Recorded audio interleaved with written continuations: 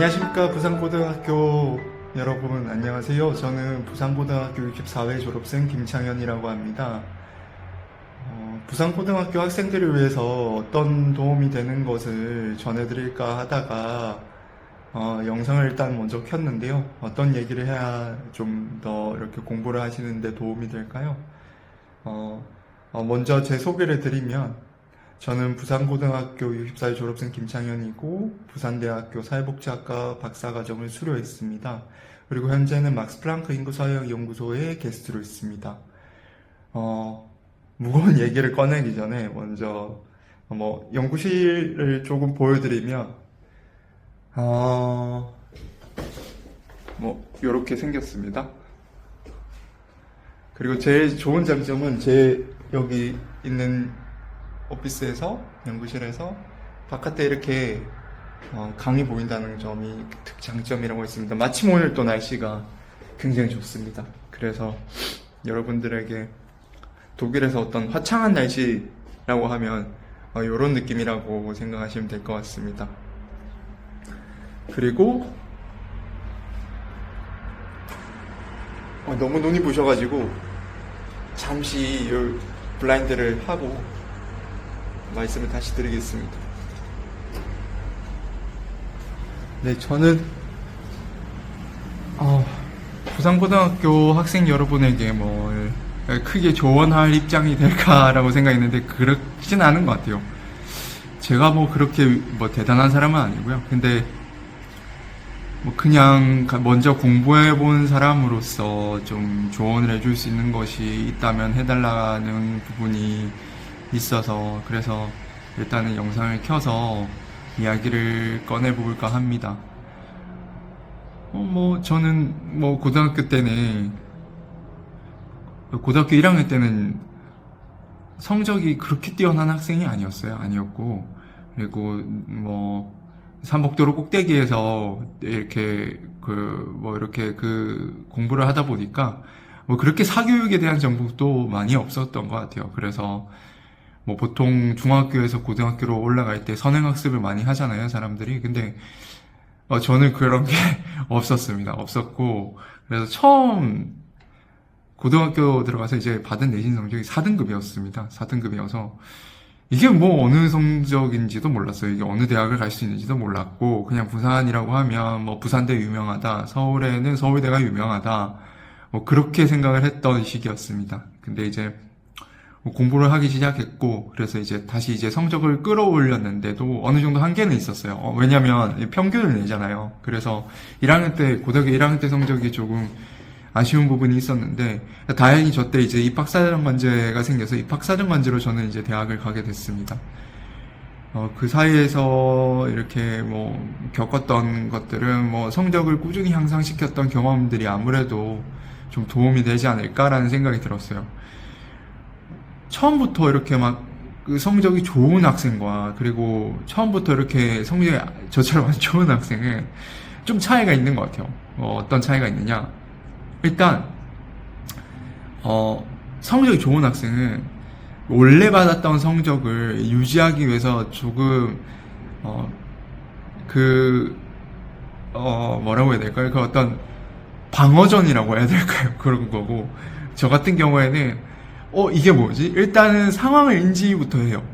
내가 대학을 잘 못 갈 수도 있겠다. 위기의식을 느낍니다. 위기의식을 느끼고, 그리고 다시 공부를 열심히 하는 시기를 가지는데 방법을 잘 몰라요. 방법을 잘 모르지만 일단 하고 봅니다. 부딪혀 봐야지. 그리고 부딪혀 보다가 우여곡절을 겪습니다. 이 부분에서는 왜 성적이 안 좋고, 그리고 이 과목에서는 왜 성적이 좋지? 라는 걸 인지를 합니다. 근데 그런 부분에 있어서는 좀 차이가 있는데, 저 같은 경우에는 제가 하고 싶은 것만 했어요. 하고 싶은 것만. 예를 들어서 세계사 같은 거 사탐에서 성적 받기가 어렵잖아요. 왜냐면 그 과목을 많이 응시해야 1등급 바운더리 안에 들어가는 그 학생들의 적정 인원수라고 해야 될까요? 1등급의 인원수가 많을 텐데, 저는 그런 게 재밌었던 것 같아요. 그래서 원래 하고 싶은 걸 하는 스타일이기도 하고, 그래서 하고 싶은 거 공부를 했던 것 같아요. 그냥 제가 하고 싶은 대로 했습니다.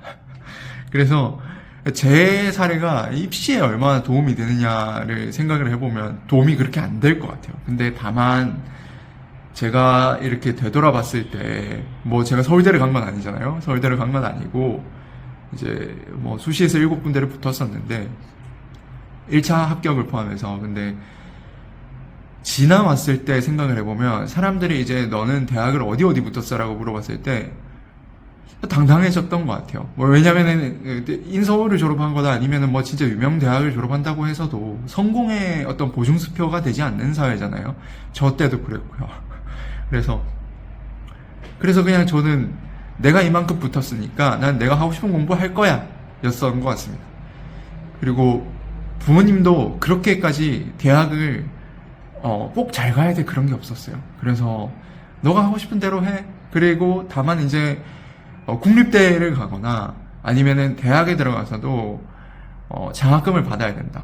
저는 그렇게까지 가정 형편이 좋지는 않았던 것 같아요. 뭐라고 해야 될까요? 그렇다 해서 너무 안 좋지는 않았는데 제가 생각할 때는 그래서 지금까지 전부 장학금이거든요. 대학교부터 지금까지 거의 대학교는 곧 대학교 1학년 때 빼고 지금까지 이렇게 다 장학금이에요. 그래서 뭐 이걸 이제 꾸준히 하는 원동력은 하고 싶은 걸 하는 것 같습니다. 근데 다만 우리나라 사회에서는 굉장히 집단주의가 강하기 때문에 평가를 하기를 좋아해요. 그래서 평가하기 좋아하는 사회에서 제일 그래도 도움이 되는 부분이 뭐냐라고 했을 때는 공신력 있는 자격증이거나 아니면 공신력 있는 어떤 등록문을 통과하는 것이 사회에서 인정되는 어떤 가치로 평가되는 경우가 많은 것 같아요. 특히 대한민국 사회에서도 마찬가지인 것 같습니다.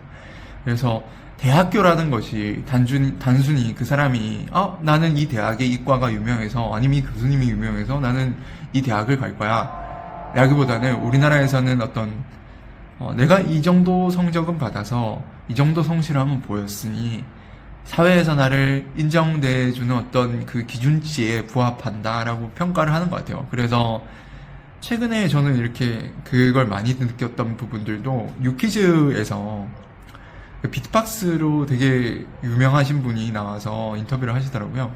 그래서 그때 이렇게 보고 느꼈습니다. 그래서 뭔가 다른 어떤 분야를 하고 싶어서 하더라도 그것이 이제 사회 통념도 있고 그리고 개인의 어떤 뭔가를 하고 싶어서 하는 거지만 그것이 이제 설득력 있게 와닿는 거에 있어서는 또 그것이 작용을 하더라고요. 그래서 여러분들에게 대학 공부는 절대 전부가 아니지만 필요한 과정일 수 있겠다라는 생각이 들었어요.